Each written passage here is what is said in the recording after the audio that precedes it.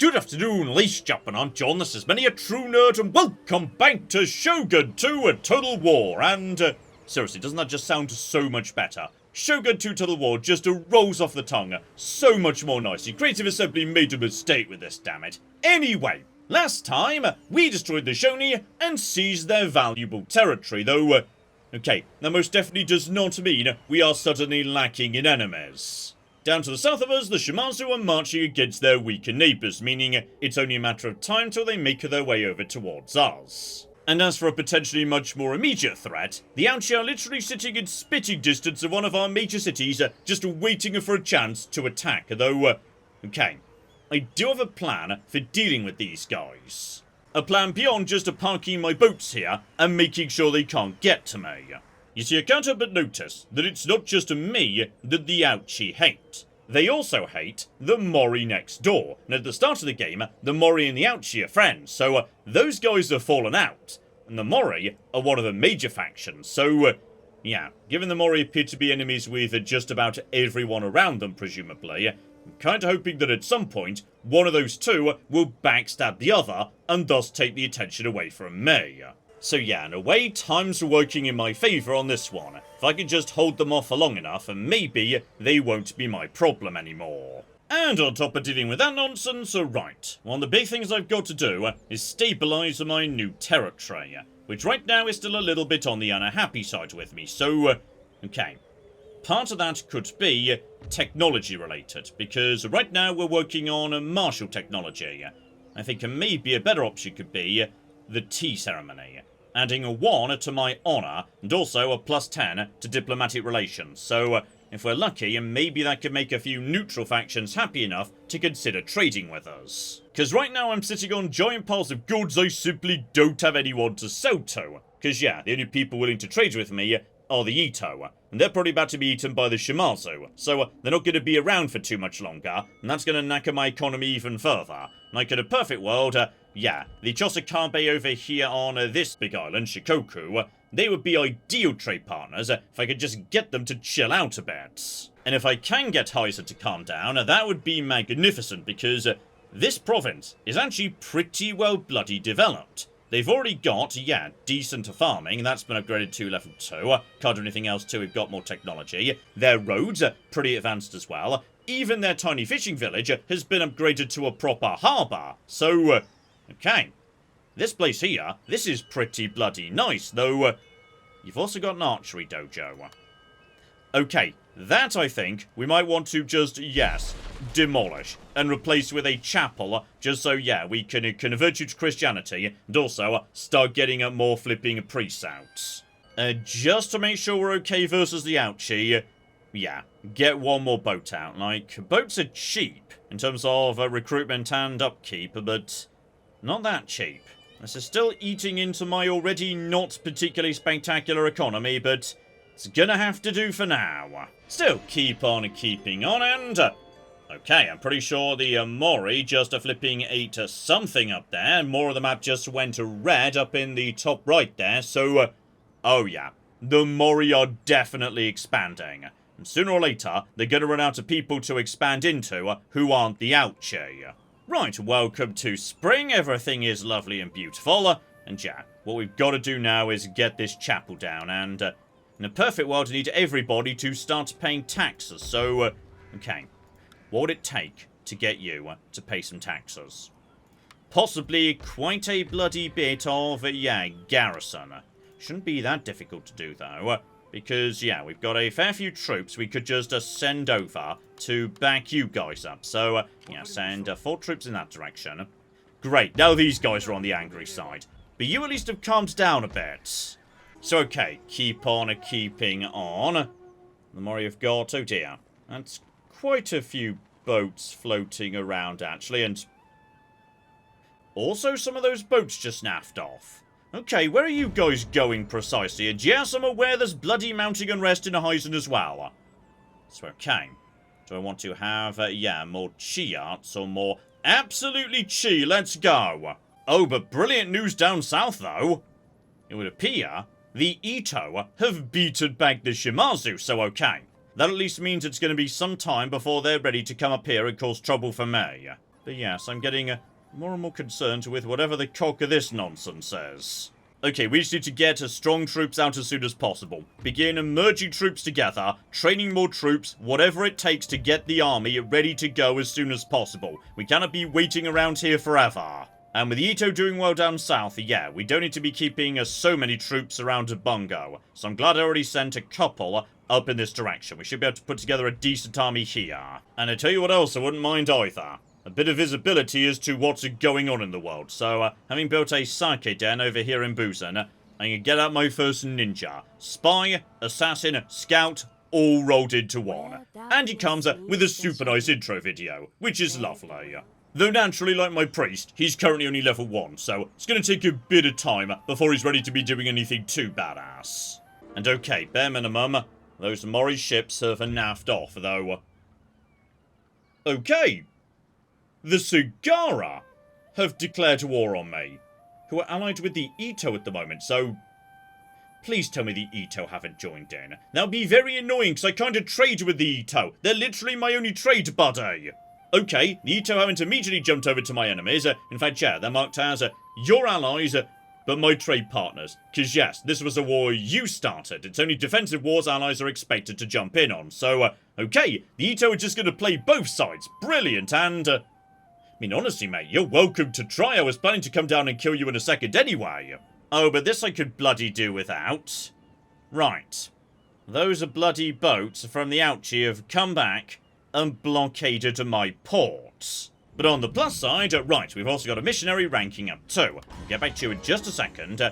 And I've got a son who's come of age. So, okay, that's basically just a new general. Though yes, newly come of age children are very rarely interesting. He has literally no traits whatsoever for the minute. Dear oh flipping dear. And on top of that, another great clan's been destroyed and the Shimazu have died. Oh, this is magnificently good news. I was worried about them. So, okay.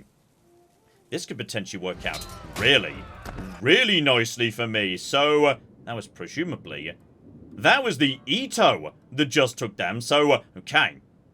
Logically, that would mean, yeah, the Ito, and now they've got more territory, would be willing to do more trade with me. Or at least they theoretically would be, if my cocking harbour wasn't currently besieged, so, okay. Okay. I've got a spy, who I was planning to send to go and keep an eye on these guys anyway. How about, my friend, you go via this route? Then, what we can do is, yeah, have a little poke as to what's going on here. So there we go. We've got a medium boon and a bow ship. Problem being, don't know what that is. And if I send too much of my fleet down here to deal with them, they might be able to push me straight off the crossing, and then they'll be able to go straight over, so okay, well, this is cocky devious of you, Ouchi. Right, all of a sudden my attention is being pulled in many directions. And with Sagara now at war, and me not 100% sure which direction they're coming from, yeah, I'm going to deploy some troops back in this direction just for safety. Though, speaking of which, right, get another spy out here. Specifically, a new missionary. So, right, that's the second missionary, because we finished the flipping chapel here. That's also going to help convert these territories, which is good. And you, my friend, I think we just saw a second ago. There we go. We have now got a level 2 missionary, meaning we get a choice of retainers. So, right, assassination chance down, that's kind of terrible. Or, +1 happiness. Neither are great, but yeah, we'll take the Tea-Master for happiness, because we do need that a little bit at the moment. And on top of that, of course, he's got a skill tree, so we can make him, yeah, better and better at converting provinces, and right now, that's probably a pretty high priority. Though, speaking of which, for the time being, yeah, how about you, my friend, just mosey down south and have a bit of a look-see as to what's going on around this territory, because, yeah, where's your cooking army?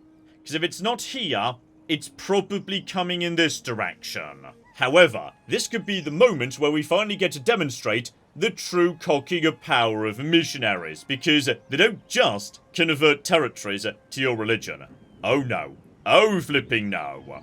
On the contrary, missionaries can be absolutely cocking destructive forces of nature, so, okay.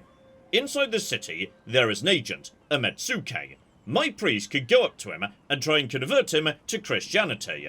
And if he succeeds, which has a pretty good chance of happening, that agent will just naff off to contemplate their lot. And maybe even disappear for good, devoting themselves to their new faith. So, basically, this is an assassination. Just an assassination that is incredibly cheap and pretty likely to succeed. Alternatively, and this is where things get even more hilarious, priests can incite revolts. And the smaller the population of the priest's religion, the higher the chance of success. So, because this territory is overwhelmingly Buddhist, he's got a 50-50 shot of just generating a Christian enemy army, which obviously these guys will have to go and deal with, which will weaken them. Or alternatively, even better, they could lose. And if they lose, and the Christians move in and take the city, that's just a rebel city I can have for free without declaring war on anybody, and on top of that, they'll start converting it to Christianity for me, so, seriously, priests are bloody powerful, so, go on, buddy. 50-50 shot, I believe in you, and, okay. Bad luck, but that's fine. You're a low-level character. I think failing to do something does get you some experience anyway, and, yeah. When he levels up again, we can start investing specifically in that ability. And that's when things start getting fun. And as for the boat situation over here, okay. As much as I don't like it, I think I just need to leave these guys alone for now, because I don't know what this boat up here is. Like, if that's a really tough boat, then I need multiple boats here to defend it. So, what we're going to do is train more boats. Okay, because I'm pretty confident we could potentially out-recruit to this guy in the long run. The loss of my trade value is deeply annoying, but yeah, what would be far worse would be losing the crossing. Right, keep a time moving along, everything will hopefully be fine, and okay, I think we bloody found their main army. Okay, I think possibly now is a good time to make some stuff happen, so number one, get my ninja in here to have a look-see at these guys. Because yes, he could also go in, sabotage buildings, sabotage the gates, yes, make my life much easier, even when I choose to attack. And he also gives me some excellent visibility as to, yes, what I'm going up against here. So, right, 10 bajillion spearmen and 4 archers. So a pretty basic army, all things considered, and that's potentially very much in my favour. Because Yari Ashigaru are very strong defensively. But in terms of, you know, going on the attack, they're not so good. So if this guy's gonna come and attack me, that could work very nicely. Still, if I could keep him busy for a second, that would be ideal. So, go on, buddy. Try again, and oh, that's better. That's a flipping better. So, okay, somewhere inside this territory, there are now Christian rebels. Either they go and deal with it, or those Christian rebels will come and attack the city. Spot on. Yes, now that the ship over here is naffed off, and thus they've got no ships ready to move in, we can potentially go and relieve the siege by our settlement. Though, is this a good idea, or should we wait for, yes, one more medium boon to be done? I think we could just go and get this done, because we can very literally outnumber them. So, okay. Just to separate you up, my friend. And we're going in to begin our first bit of naval combat. Naval combat in this game is fine. It's definitely not this game's highlight. Personally, I prefer Empire's naval warfare. Total War has never quite got ship combat 100% down. Shogun 2's is fine though. Let's just jump in and see it in action.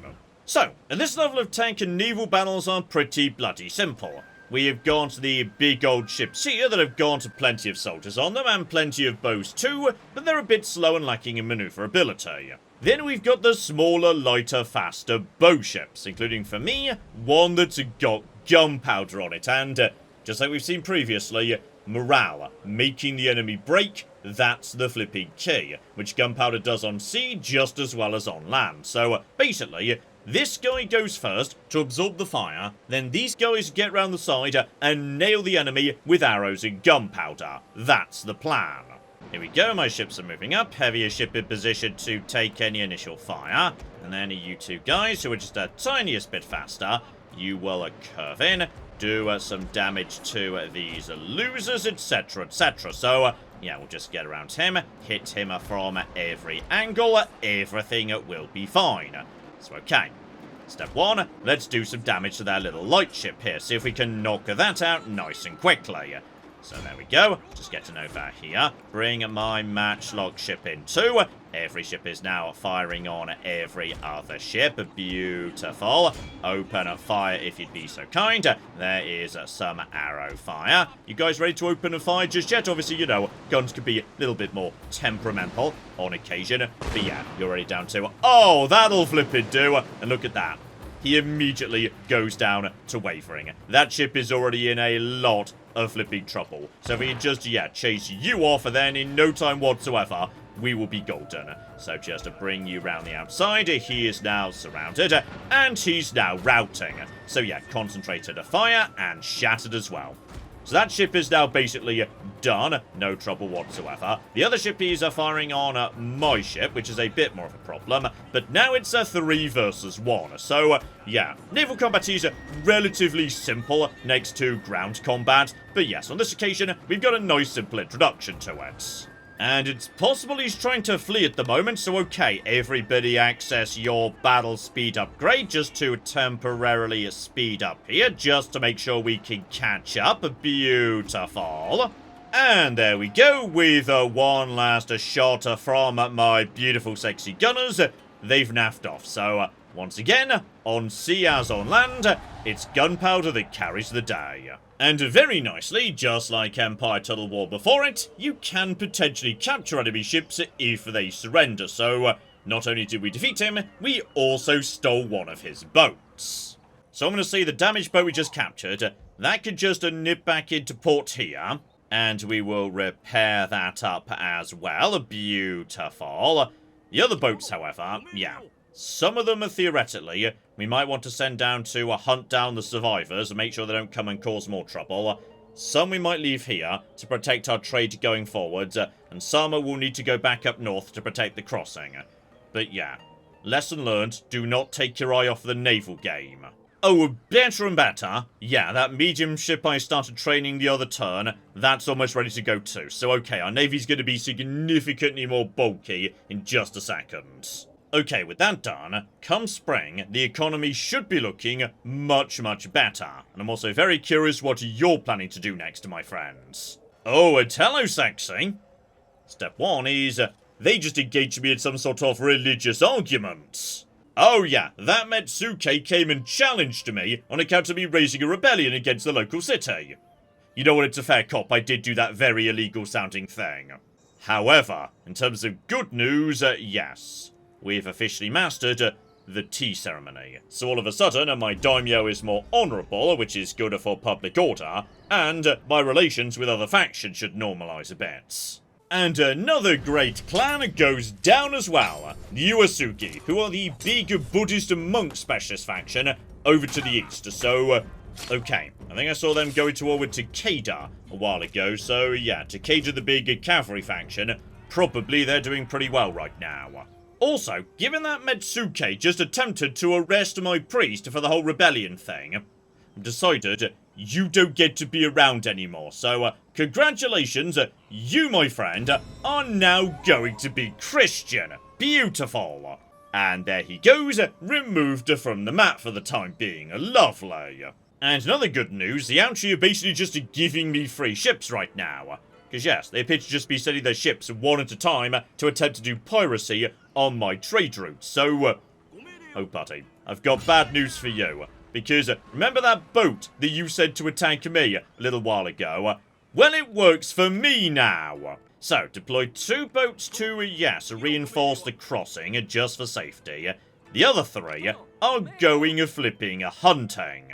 Oh yeah, you better flipping run, you stupid loser.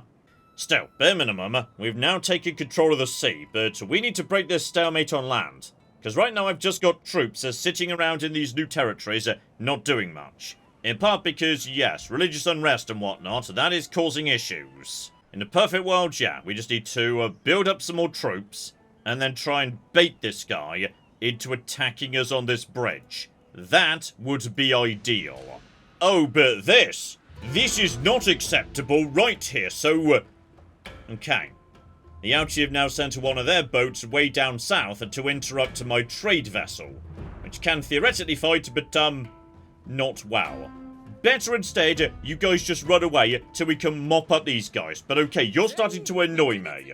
Oh, I think possibly the Mori are dead too.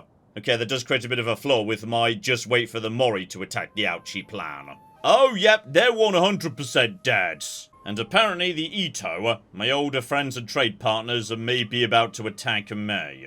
Possibly because, you know, they've run out of anyone else to attack. So, okay. The one advantage we've got here is a lot of major factions who get all sorts of bonuses have been destroyed. Okay, the Shimazu are dead. The Chosakabe are busy on their island. The Mori are dead. That means basically in this corner of the world, I'm the only major faction that gets a big bonuses left alive. Which would be great if I could figure out how to bloody capitalise on this. Okay, step one, don't worry about this trade node down here. Because, yeah, that's not actually a trade ship, so they're not gaining anything from that, they're just stopping me from gaining it. Instead, send all my ships northwards, because seriously, we've got to bloody clear the Ouchi off of the seas. And if in doing so, we can, like, you know, capture their ships for our own, all the better.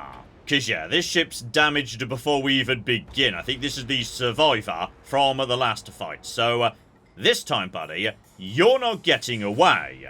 So, okay, just surround it. Once we're in range, open a fire. Yep, there's some arrows coming in. And my shots are coming in from, oh yeah, that'll flip it do. The gunfire. You've gotta love the gunfire. So you guys just work on that. You guys work your way into. Open a fire on all of this and, okay. The gunners are getting the cocky job done, aren't they? Oh yeah, that'll flip it do the job. Just to bring my boats in on all sides and make sure they do not have any opportunity to get away whatsoever. So, okay. You are now routing, but oh no. Everybody get on them. They are not going anywhere. And there we go. Kick off a boarding action. We've got ropes on you. So yeah, just tug you in. And victory should be ours. Perfect. Literally the moment our Marines got aboard, they gave up. And that's nice and all, but I can't help but notice that, yes, my economy is in shambles right now. Possibly because I'm paying for a navy that's doing nothing but stopping these guys from crossing over to me. Sooner or later, maybe they'll find someone else they want to go and march against. That would be great. Okay, but here's interesting. My relationship with the Ito, I might be able to stabilize just for the minute. Because I've got a son who doesn't have a wife. And they've got a daughter who doesn't have a husband. So for just 80 gold, they'd be willing to get them married. That might stabilise our relationship for a bit. And there we go, back to very friendly. And now we're good friends, right. It's possible I might be able to get a bit of money out of these guys, because their prosperity is apparently decent, and they have recently taken over some territory, so... okay, guys. If I were to sell you a bit of military access. So, for example, you could take your army and naff off somewhere else with it, so you're not just trapped up against me. How much would you guys be willing to pay for that? They're willing to consider 5 grand for 10 turns. This is why you need friends in this game, because if you could just make friends with another faction, yeah, you could then start milking them for ridiculous amounts of gold. So, okay. We were almost there, but he wasn't willing to go for it. Okay, we could get 3 grand for, yeah, quite a bit of military access. Which I'm willing to give them, because it's a deal which will bring us closer and closer together. So, okay, because it's satisfactory. There we go. They accept. Beautiful. And that cash injection is going to be really cooking helpful, by the way. Because that means, yeah, we can start training troops literally everywhere. Good, good, good, good. And with the Mori Dad, who are like the big naval faction, that does present us with an opportunity to, yeah, really seize control of the seas here. As well as investing in our cities a bit, because, okay, the way that, yes, cities work is, at their base level, they've only got 1 building slot. If you want to build more in a single city, you've got to upgrade the main castle building. But that is expensive, time-consuming, and on top of that, consumes food, which is what farmland produces. Now, right now, I've got a surplus of food down in the bottom right there. And having a surplus of food is good, because it literally feeds right into global growth. So, you know, as long as you've got a big surplus of food, your towns just get more and more profitable over time. So, it's not a bad thing to have. But crucially, yeah, don't go into a food deficit. Bad things happen, your empire explodes, you die. But here's the thing. That first city I took over many turns ago, that's got the school in it. Meaning, if I could just, you know, upgrade the city a bit, get a marketplace, start training my own Metsukes, who could do a lot to increase how valuable each town is, okay, that could be good. Then potentially, yeah, we move that in the direction of a magistrate, even better Metsukes, even more happiness, bonus tax rate even more so, yeah. I think that's the right thing to do. This territory here, if we could just get it upgraded, could be very, very valuable. Oh, also, apparently that woman who I just married to my son has a strong constitution. It doesn't actually say what that means, but by the sounds of it, hopefully, yes, that might mean we get a whole bunch more children coming in. So okay, this was a very good decision. Oh, and hello, sexy. We've got ourselves, yes, a whole bunch of troops moving in terms of the Sagara and whatnot. And bloody hell, I don't know where these guys came from because, oh, hang on. Was this me? Honestly, this may be my rebellion. Possibly these guys never took care of it, but okay. There's a big old Christian rebellion floating around with a whole bunch of cavalry, so, right. This might be the right moment to strike, as it turns out. It looks to me like they've sent one small army up head to this direction, and their main army is now dealing with the Christian revolt. So, right, that revolt you created might have been way stronger than I thought it was going to be. Okay, I just had a really bloody interesting idea, which is, we know the Ouchi have just got all their armies sitting right here and possibly several more chilling out in the forest, just desperate to invade. And I can't help but notice, thanks to the visibility given to me by a trade ship I was just sending around to another resource node, that, yeah, their cities appear to be entirely unguarded. Oh yeah, this city here, that's got nothing in it either, so, what I was going to do was send, you know, my new young heir round the corner to assist with the war with the Sagara. But what if instead we launched a daring smash and grab against the Ouchi coming in by sea using that naval superiority we've been working towards? I mean, all we really need is a handful of archers, etc., etc. Get you guys into the boats and, oh my. Oh, this is a genius plan, John. Either he doesn't see it coming, in which case we just get to burn down one of his cities for fun, which will destroy his economy, or he does see it coming, in which case finally this army needs to retreat in order to get back to the city. So, in either case, I flipping win, because finally this guy leaves the Cocking Crossing alone. And simultaneously, and maybe just a maybe, the Sagara could be baited into attacking me on a bridge, where defenders' advantage is, well, would you believe, quite bloody significant. So okay, Chosakabe have got boats out and about, and that's absolutely fine. You guys are falling back, and that's a-okay too. And, oh my, oh flipping am I think the Ouchi just lost a city. And meanwhile, the Christian rebellion is just continuing to do marvellously good things, so, okay, hang on. What have we got going on here? +2 to melee attack for all units, or +2 to melee defense. Okay.